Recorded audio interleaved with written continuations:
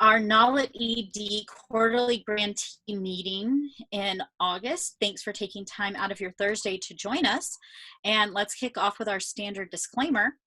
This presentation was produced under U.S. Department of Education contract number ED ESE 15A 0015/0006 with Synergy Enterprises, Inc. The views expressed herein do not necessarily represent the positions or policies of the U.S. Department of Education. No official endorsement by the U.S. Department of Education of any product, commodity, service, or enterprise mentioned herein is intended or should be inferred. And with that, I will turn it over to Donna and Angela to introduce the OIE team. Is Donna still on with us? Yeah, I'm still here. Hello, I'm Donna Sabus-Burns. I'm the kind of new Office of Indian Education Group Leader, and I am here with wonderful Angela Hernandez-Marshall, who is not only our core, the contracting officer rep, she does so many more things in OIE. She's on the call, and you will be one of the first groups to know that we have a brand new OIE Director, and he will be joining us next week, Mr. Julian Guerrero, sorry.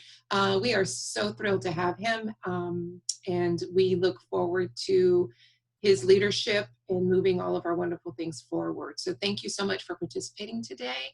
And with that, I'm going to turn it over to Angela. I just want to say hi to everybody and thank you for joining us. We're going to walk through a number of things today, but I'm going to stop and just make sure we introduce the Synergy team.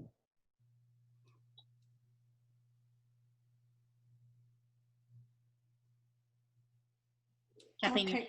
Yeah, I'll go. Hi, everybody. You guys know me by now. I'm Kathleen Bethke, the project director for this technical assistance contract. Sarah? And then I know everyone I've met, so I'm Sarah, and I believe we have on with us today Sarah Whitehead, that I know all of you, if nothing else, know from the emails that you get from her with all your convenient calendar reminders and such, and Miranda, that I believe most of you that are on today know from the in-person on-site visits. Okay, great. Sarah, you want to go? Go ahead. So as we go throughout today, we have a number of things, particularly as the majority of our grantees are heading into grant closeout. We're going to be sharing about the 2 active OIE grant competitions, a little bit of reminders on COVID-19 guidance, a few fiscal updates and reminders as usual, and then we'll talk about those closeout activities for cohort 1, those no cost extension requests and final performance reports and grant closeout. So to kick us off here, we will start with the 2 currently operating grant competitions, the Native American Language Grant. So the very grant that you have now currently has a competition open that is due tomorrow prior to midnight. You can visit this link for more information, and I'm also going to show you on the webpage where that is. And then also the demonstration grants for Indian children. That one is due on the 31st, also prior to midnight Eastern time. Make sure to note both of those deadlines are Eastern time, and we've got the link here for that as well. But I am going to go live briefly to the website. If you haven't seen the updated website, it's really nicely laid out and easy to find information. So I'm going to pop over there now. I'm going to stop share to do it because it's not cooperating with me.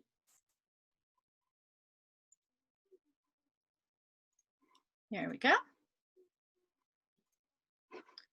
So, and I'll pop the link to this over in the chat box, but here from the main page, you'll be able to access all of the various programs that the Office of Indian Education has. You just scroll down, conveniently located. So if you're looking for information on the Native American Language Grant, you click here.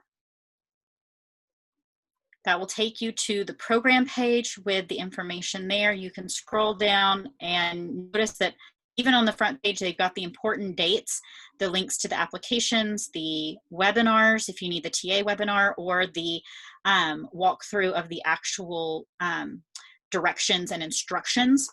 You can get all of that here, or you can go down and go to applicant information, eligibility, FAQs, and funding status. Applicant information is for any of the current competitions, and it does have the nice reminder here, due tomorrow prior to midnight Eastern time. So for any additional questions you have, you can go here. It also has the list of everyone who has submitted a notice of intent.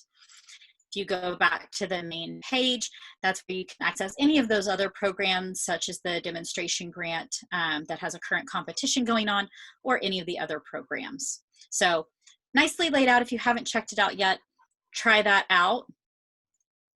So I'm going to hop back over, and I'll also, like I said, pop that in the chat box so that if you don't have that direct link, you can get that too. Then just our normal reminder with the information on the COVID-19 guidance. Same thing here, that website has been a bit updated since the last time we were together. And so with that, if you check it out, it's been streamlined. All that same information is there, as well as new updated information. They've just streamlined it for you so that all of that new information, the newest things that have come out, are here under what's new. And then all those things before that were kind of strung down the page are now hot linked. So you can go directly to the CARES Act, remote learning websites, resources for learning at home, information on waivers and flexibility, and program FAQs. So all of that's still available at ed.gov/coronavirus. And questions that you may have should be directed to covid-19@ed.gov. And that leads us over into our fiscal updates and reminders. So we'll start out with our standard chart that we always have in our fiscal updates and reminders, but just to kind of update everyone on where we are as we are ending the end of this grant year. Remember, the grant year ends on September 30th. So if you're cohort 1, that's the end of your year 3 and the end of your grant cycle. And if you are Albuquerque, you're in cohort 2 and you're wrapping up year 2. All of the grantees at this point, if you are kind of on pace with traditional spending, should be about 97% expended. So you'll see the percentage that is above your name is what percentage of, sorry about that, what percentage of your funds you have expended. So for example, Albuquerque, this gray, this kind of gray brown color, really attractive color, is the amount you have expended. The orange gold color is how much you have left to spend. So you are 73% expended. And you can see that for each of these. So like Anchorage. So all of your percentages, I will give a gold star to Yukon. They are currently at 97% expended. So Yukon Koyukuk is right on par with the expected spending.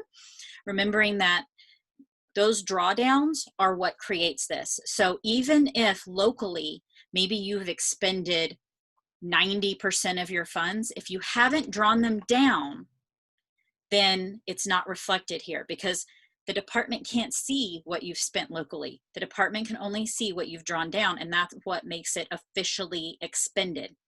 Remember that any expenditures through September 30th or in this grant year, for all of you who are cohort 1, you cannot make expenditures after September 30 as far as in year 3 within that grant cycle. So you've got to really get with your budget office in September. You've got basically just September left to make those final expenditures prior to the end of your grant year. If, I know a few of you don't have access to G5 and can't see your drawdowns, I've already updated all of your planners. So if you go to your planner, I've already updated all of your drawdowns, so you can use that information in your discussions with your budget office. Sarah, I just noted in the chat box that slide we just looked at with expenditures is current as of yesterday. Oh, yes, yes. I have the old date slide on there from our last call, but just as an FYI to folks, that is current.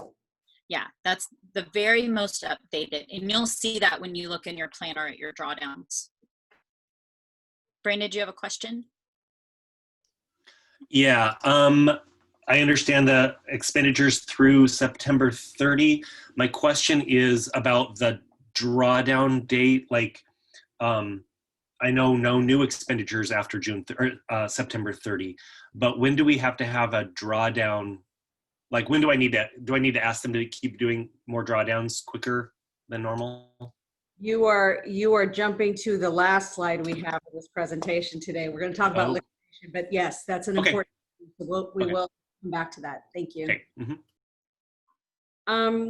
So I'm going to take a minute just to kind of get us back to, and this is important for a few reasons. If you're doing no cost extensions, or even if you're wrapping up and you know, carrying out some activities now and making expenditures that really are for probably as you go into the new school year. A couple of things to keep in mind. One is that that COVID site, resource site on ed.gov that Sarah just shared, one of the reasons it starts to look different, just as a reminder, is that all of the flexibilities that the department had provided to various grantees and subsets, depending on the program, all of the flexibilities that were previously allowed have since expired. So meaning there was a very small window of opportunity to rethink and repurpose grant funds in different circumstances based on various conditions where applicable. And all of those flexibilities are no longer in effect. So I just want to confirm that and clarify for folks that, and it brings us back to the cost principles conversation and really where I wanted to bring focus, because I think inevitably, for all of the obvious reasons, there's going to be rethinking about, and I'm thinking obviously about you, Daisy, and Albuquerque moving only into year 3, but anybody with a no cost extension period, thinking about allowability of costs. And so I want to go back to really when you come to, in this case, it'll be Donna as your assigned program officer, requesting, for example, IT costs as they relate to having to deliver what I'm going to clarify and confirm as project, you know, grant project activities via a distance learning environment. We have to talk about the allowability, the reasonableness, and whether it's necessary, and the allocability. So I want to, let me go through the next slide there, and we'll talk about a couple of items in particular. So again, just want to review this, and you know, this is universal to any of your federal grant programs when we talk about uniform guidance and when we talk specifically about cost principles. It's that, is it allowable, reasonable, and necessary? And so again, the reasonableness in the context of the project activities you identified in your grant.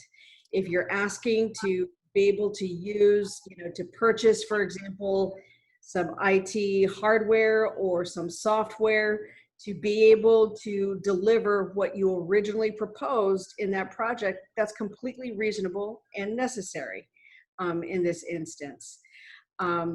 You want to make sure, obviously, you're compliant.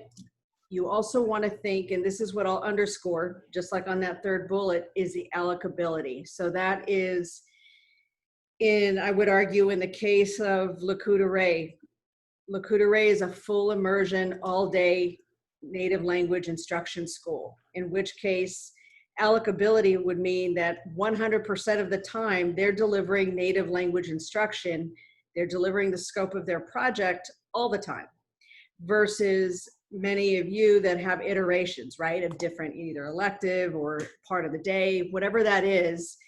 So if you are asking for software or hardware that in essence a student or teachers or whoever's involved with the project to carry out the project activities are using that hardware or software, let's say 20% of their entire time working with a school, either school hours or as a teacher working outside of school hours, whatever the contracted time is, you want to make sure that you're only using federal, in this case NAL grant funds, to support whatever percentage of time that is used, that you use those resources for, specifically for NAL grant project activities. So I just want to make sure that everybody's clear about that. You can ask for those things, you can get it if it's allocable and it's reasonable and necessary, and you want to, of course, make sure it's documented. Let's go ahead and go to the next slide. So again, would you be happy with what, you know, a story on the front page of the Times or the Post talking about the spending, the nature of the spending? Any prudent person would see it as appropriate.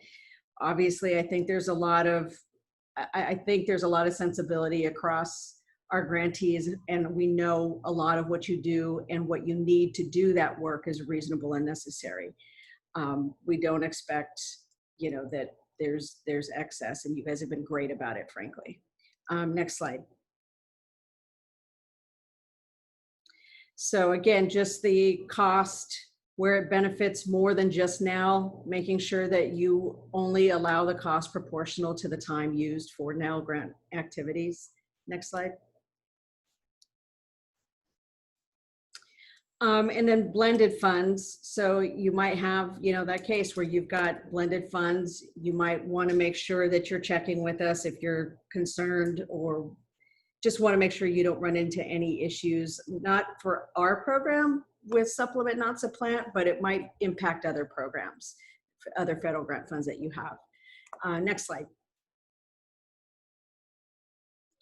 And then prior approvals. So just a reminder that under uniform guidance, we ask, and you guys are always great about asking, even when you don't need to ask, but you're clarifying what you need prior approval for. So equipment costs, again, just, I think you all know this by now, we've kind of hammered this up in, but equipment cost does not mean anything that's a computer. It means anything that's over $7,500 per unit. So just clarifying that most of the time, all of the IT stuff these days that you need to carry out work in a distance learning environment tends to be a supply cost. Any changes to contracts that you have, and then of course, any changes in key personnel. Any questions on that, what I just covered? Okay.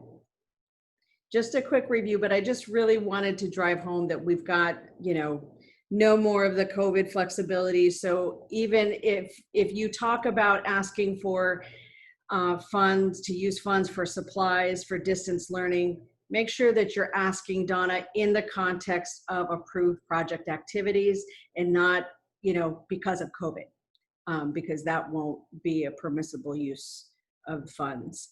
And then budget transfers. Again, if you know that you've accumulated a lot over time, and again, Daisy, this would probably be more applicable to you at this point as opposed to our other grantees. If you are transferring a lot of funds across subcategories, I would just check in with Donna and make sure that you guys are kind of keeping track and you both know or are on the same page about the budget.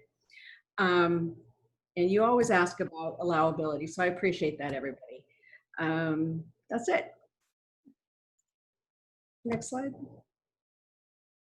So our timeline. We have the no cost extension request due to Donna by September 18. You know the end of your grant period. For Albuquerque, it's just the budget period. You will get notification from our office when G5 will be open with the forms for your final performance report. So the template that you would use to complete and submit the FPR. And that will be due by December 15th.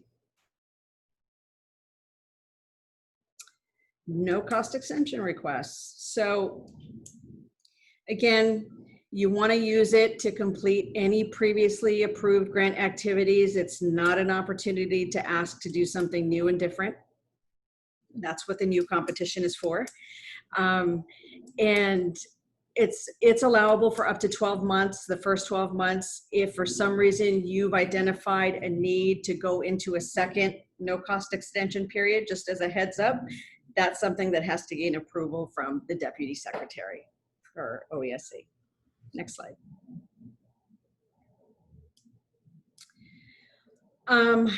So again, I would ask that when you submit the no cost extension request to Donna, that you just clearly update, if it's necessary, what the needs are for. If you had some big budget changes from the time that you completed the APR to now, you might want to provide an updated budget that could be helpful, particularly if you're asking to use most or all of it in the no cost extension period. And just a reminder, it must be in by September 18. And earlier is better as well, I'll just say. Okay, next slide. You've got the optional form, not required, but it might make your life easier in explaining and providing the rationale for what you want to use across categories and why. I've popped that form over in the chat box. So if you don't have it top of your email box right now, you can grab it from the chat box too. Thanks, Sarah. And moving on to final performance reports. Sarah, I'm going to turn this part over to you. And if you need me to step in, happy to do so. Great. So those who will be submitting their final performance reports right now, this will work the same for any of you when you're submitting yours, but in particular, if you are submitting a no cost extension request, your final performance report will be due 90 days after the end of your no cost extension period. For those who are ending on September 30th, yours are due that December 15th. You'll be submitting those in G5 the same way that we've submitted them in G5 previously. You'll want to make sure and double check your access to G5 in advance. Make sure that that's still open. You don't need to get to the help desk. You don't want that to be your holdup right at the deadline. And remember that you don't have to wait till the 15th. As soon as you get that notice that G5 is open, you can go ahead and input your information, get it submitted, and be done with it. Also remembering that often on the days when things are due, it gets a little clogged up and moves a scotch slower. Remember that there is that help desk information. So if you do have any trouble logging into G5, that is not something that I have the ability to fix. That is not something that Angela or Donna have the ability to fix. You've got to reach out to the help desk for any assistance with logging in or the actual G5 system. We'll be using those same Ed 524 reporting forms that we're used to. Those are the official reporting forms. You will be responsible for completing the cover sheet, executive summary, and sections A, B, C. You can get those forms online at this web address. And remember though, that if you're submitting in G5, you'll be putting all that information into the G5 system per this format, which also coincides with the format from your planner. So for those of you who actively use the planner, remember that you can copy and paste directly from your planner into G5, helping with those timeout issues and things like that. So on the cover sheet, a few particular things to make sure of. Make sure that you've got your correct PR award number, particularly if you do have multiple grants, make sure that you've got the one for your NAL grant. Take note that your reporting period is the full reporting period. So that's going to go from 10/1 of 2017, when the grant started, to 9/30 of 2020, the end of this grant cycle. For the 8, the budget expenditure section, this is also going to be just a scotch different. So remember that your previous budget period is going to be last grant year. So 10/1/18 to 8/30/19. Your 8B, which is your current budget period, is this year, and it's going to be the full year. So you won't be able to submit this until after September 30 because you need your full year expenditures. So that's going to be 10/1/19 to 8/30/20. Then when we look at 8C, that's going to be for all the years. So all 3 years, it's going to be your full grant expenditures. So 10/1/17 to 8/30/20. Okay, so make sure you've got that full amount in there. Indirect costs, just a reminder that since most of you do claim indirect costs, make sure to mark yes and complete that. For human subjects, marking not applicable. And data privacy, that we always mark yes and include those statements. Now, another thing a little bit different than when we've talked about it for, so to make sure and be careful of, is that on 12, in previous reporting periods, if you didn't have the data available yet, you would mark no, indicate the date by which you would have that data. That is not an acceptable response for the final performance report. On the final performance report, it is required that you report all data, okay? So if for some reason there's something, you didn't have a piece of data because that test wasn't administered, that wasn't something, you would be reporting a 0, not a 999, okay? Because this is our final report of data. So we're gonna mark yes and report that data. And then make sure that it is signed by your authorized representative, and that must be an actual signature, and then you upload that signed document into G5. Lately, it's been kind of nice. It's been behaving nicely about uploading those, but if for some reason it will not let you upload that actual signed document, then you'll email it to your program officer, which remember is Donna. Okay, so make sure that's your backup plan if G5 gets a little finicky. Moving on to the executive summary. Remember that that is a 2-page maximum document. So that's another one that's helpful to kind of plot out on the form and make sure, again, you've got a tab in your planner that corresponds with this. Thinking about the things to include here. One thing in particular is don't just copy and paste the information from your Part A, your narratives of your objectives. Don't just copy and paste that information. You've already got that information in there. Use this to highlight your achievement or progress towards your project goals. Talk about the extent to which expected outcomes and performance measures were achieved.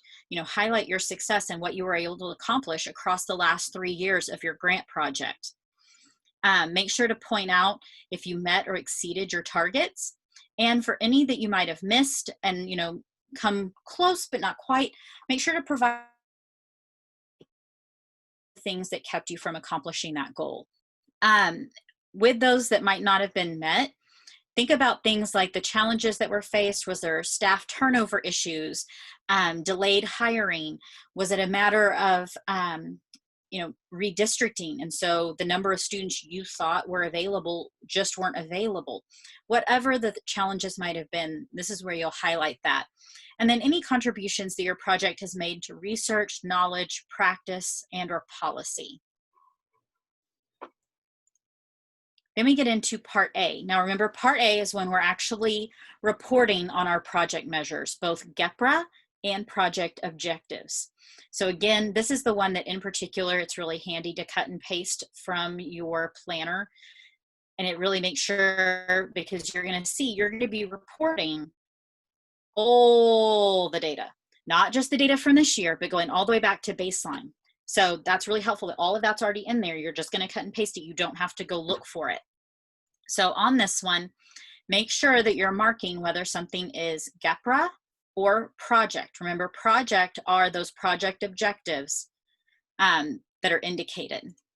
So for the GEPRA, you're going to just be reporting the ratio.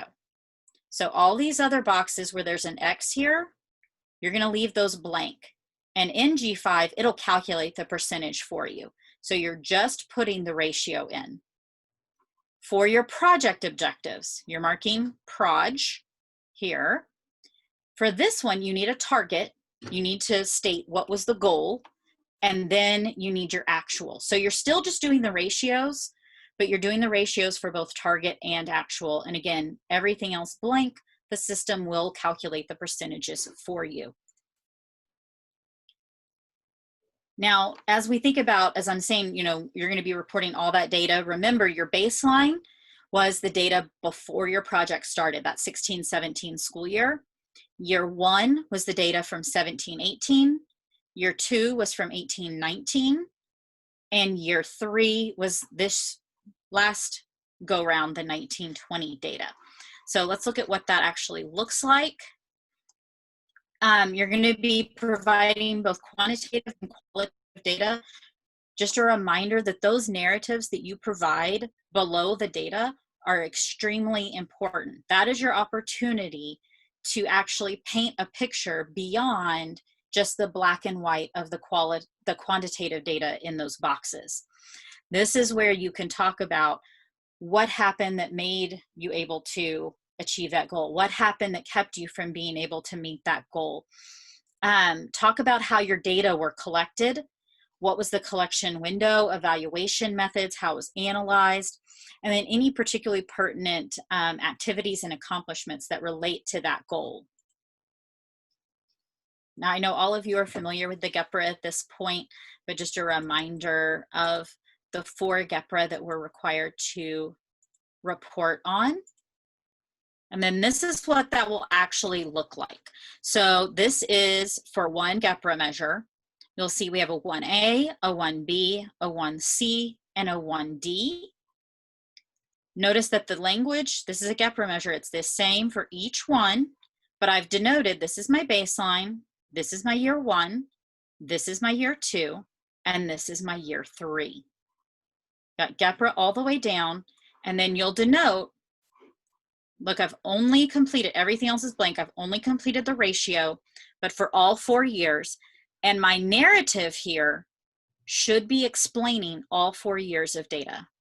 So that should cover that entire time period. So really talk through that progression across that 3-year time span.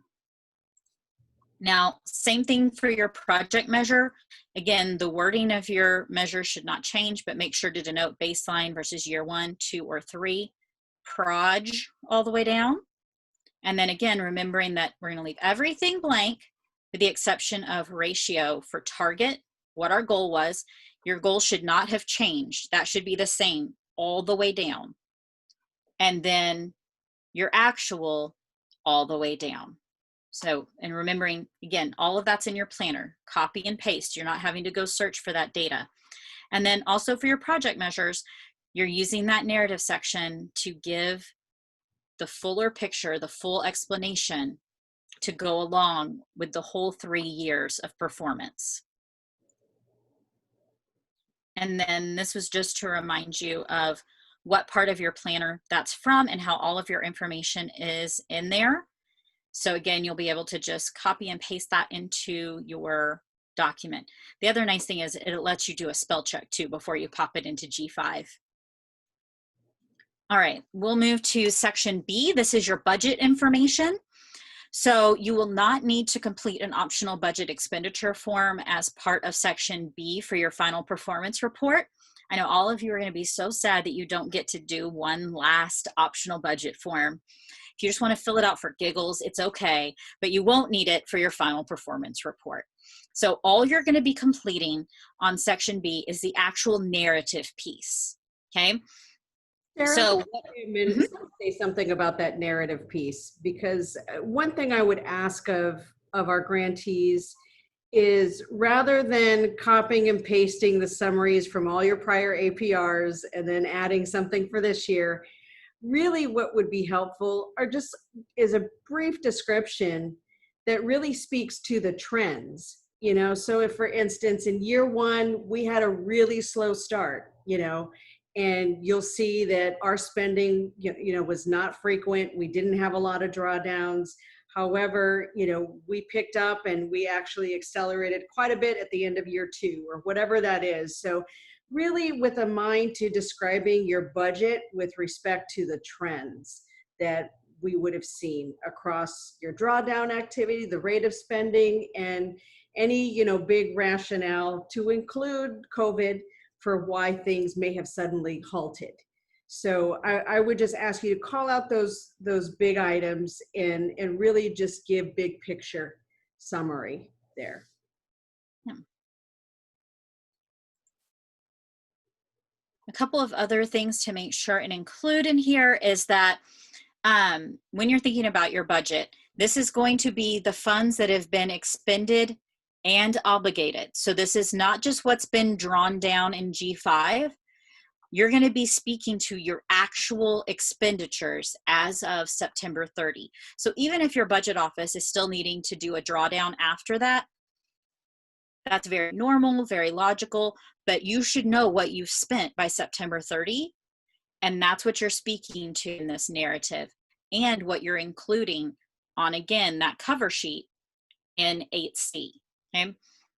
Also make sure to discuss, as Angela was talking about, your drawdown frequency. So how did that work? Maybe you were able to increase communication with your budget office and increase drawdowns. I know that's been the situation for many of you. And include how you tracked expenditures independent of your budget office. Now, many of you will have some unexpended funds remaining on September 30th. So make sure in that narrative to include how much that is and discuss, why did you have remaining funds? Was it because there was a staff position that you were never able to hire for, or you couldn't hire until very late into the grant? So there was a significant cost savings. Did a training event not get to occur? Anything that might have happened that's why you have money left at the end of the grant cycle, you're going to include that in the narrative.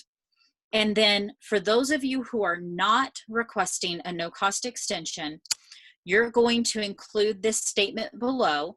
And I will also send this out via email to you so that you have that and can copy paste it as well.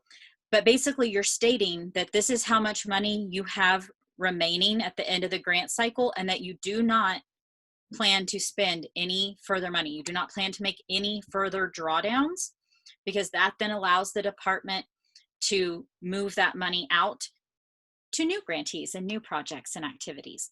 So it's really important that you include that statement in your section B.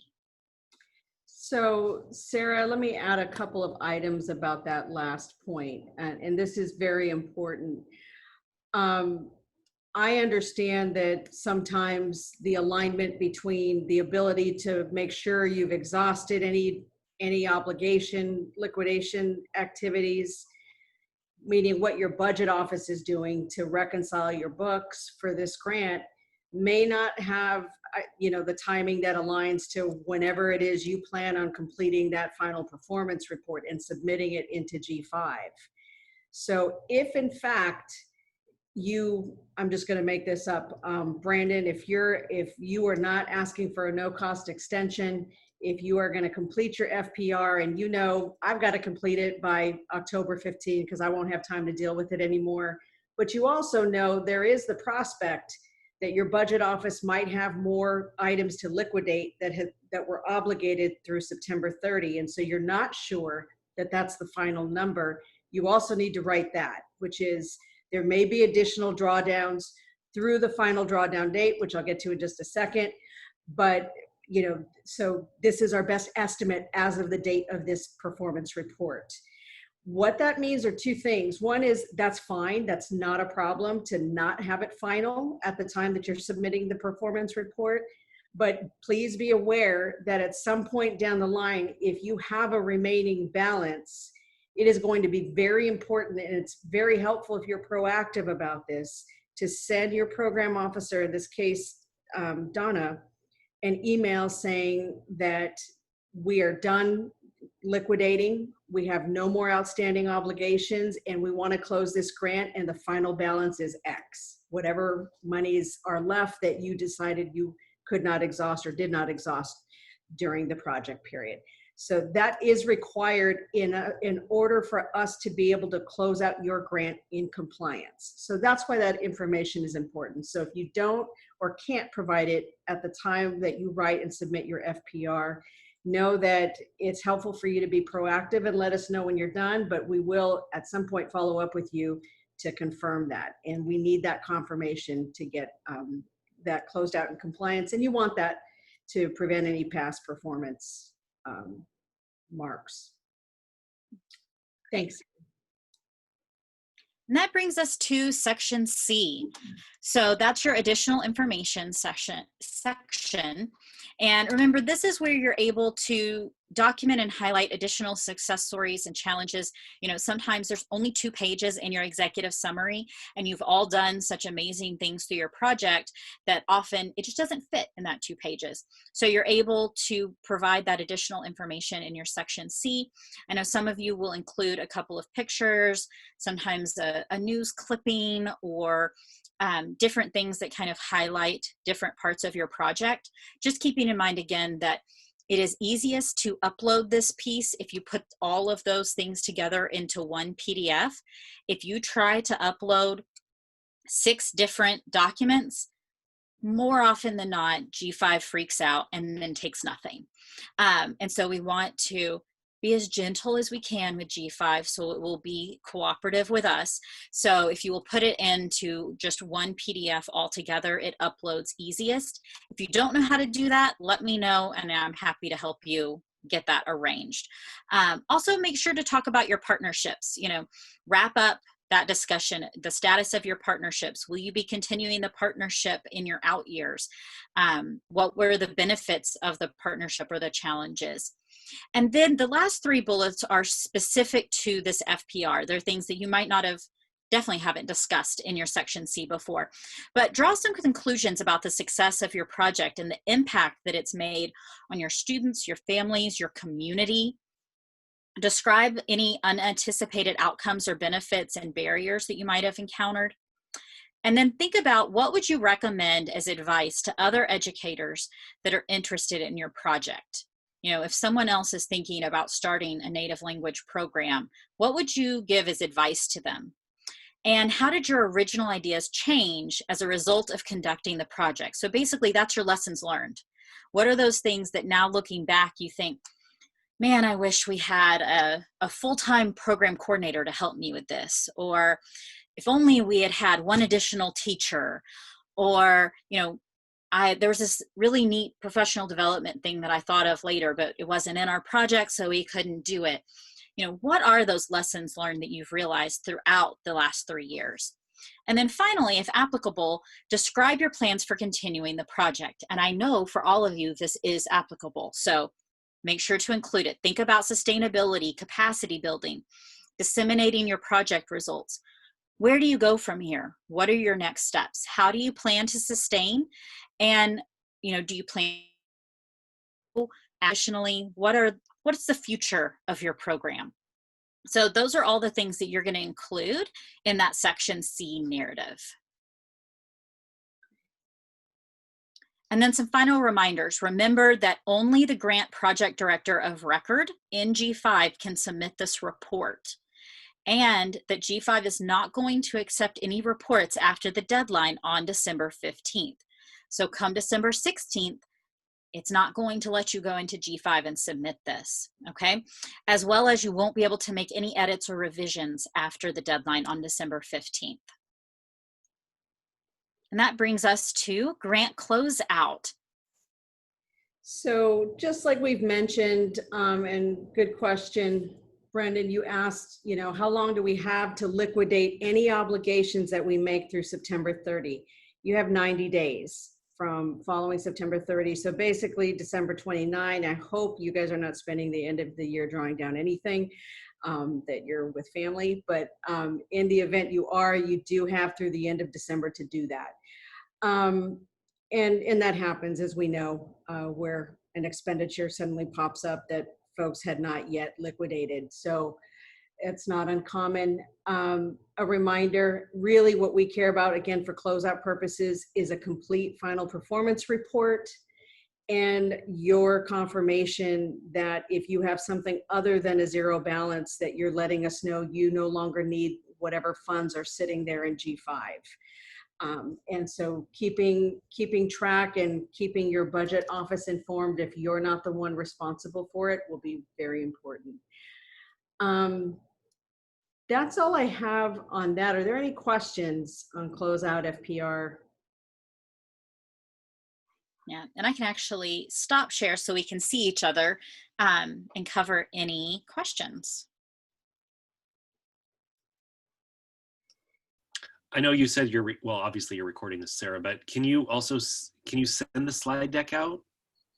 Yes, so I can send the slide deck out. I'll also be sending out, for those who are doing the no cost extensions, I'll resend out that form, and then also the wording for the budget closeout that you'll include in your budget narrative. So I'll send out all 3 items of information. Thanks. I'd like to mention one more thing, Sarah, because this is really one of the, it will be, right, one of the last webinars that we have convening our current grantees. Yes. One is just a really big thank you to all of you for the work you have done to help the department achieve this mission of working to revitalize and support Native language instruction. You guys are well aware of the competition that will be underway shortly, for which we're right now soliciting applications. But I also want to mention another avenue that you might consider in the coming year. If you guys are familiar with all of OIE's discretionary grant programs, you're probably familiar with our professional development program, which is the training program for teachers and administrators. So it's the Indian Professional Development Program. Just like our demonstration grant program and NAL, we went through rulemaking this last year and a half, and we re-regulated. We developed new regulations this year that were published in mid-July for the PD program. I'm really happy and excited about one of the big changes we made in that program. That change was to augment the program to allow the training of Native language teachers in terms of both training and induction services. And what does that mean really? What that means is that if your state has any actual, policy in place for Native language teachers, or even if they don't, if there's a program that supports teacher certification for Native language, as you guys might be aware, oftentimes that really occurs at the community college level and not at the 4-year bachelor's level.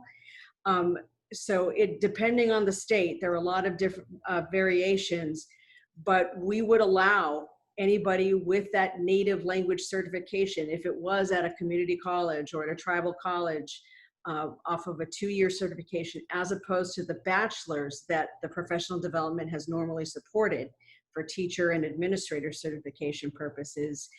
It's really being augmented now to allow a lot more flexibility to think about that, building that supply line, that pipeline of teachers to support programs like yours. LEAs, tribal, BIE schools, etc. Nearly all the same eligible entities are eligible for that professional development program. However, for an LEA or a school, a BIE school, to be able to apply, you have to apply in consortium with either an institute of higher education, meaning a state, private, any kind of university, or a TCU, a tribal college or university. So I share that with you to think about, many of the challenges you guys faced had to do with having that staffing in place to support, instruction happening in the classroom. And if supply of teachers is really an issue, you might consider that kind of partnership development to support that pipeline for your schools and in turn for supporting your families and children. So just to think about, the regulations are available. Sarah, I'll get you a link that's on our site now. And if you go to where Sarah just shared and walked you through on oese.ed.gov, the professional development section will have that new set of regulations. So you can look through that. And just as a reminder, when you see new regulations, that's usually a nice blueprint for what's coming for the next grant competition. So just be aware of that. That's all I have now. And again, I really want to thank you and congratulate you on the progress and the work that you guys have carried on especially in the face of everything happening now. So thank you.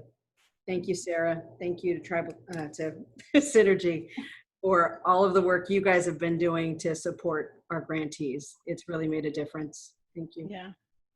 Thanks, Angela. Well, and that does lead nicely into the plug for our final 2 activities for this grant year.